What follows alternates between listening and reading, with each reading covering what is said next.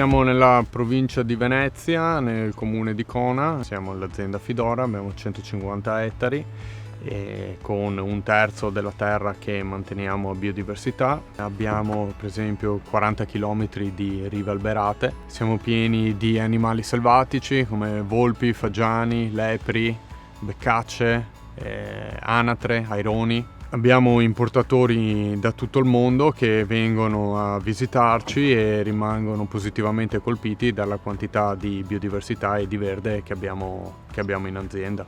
Per produrre il prosecco utilizziamo uva glera in purezza, quindi 100% glera, e le nostre fermentazioni sono spontanee, questo vuol dire che non utilizziamo lieviti commerciali selezionati, ma sono tutte fermentazioni appunto con lieviti naturali che abbiamo già presenti in vigneto. E il prosecco è fatto da 2 fermentazioni dove crei in primis un vino base e poi in seconda fase viene fatta la spumantizzazione e subito dopo l'imbottigliamento.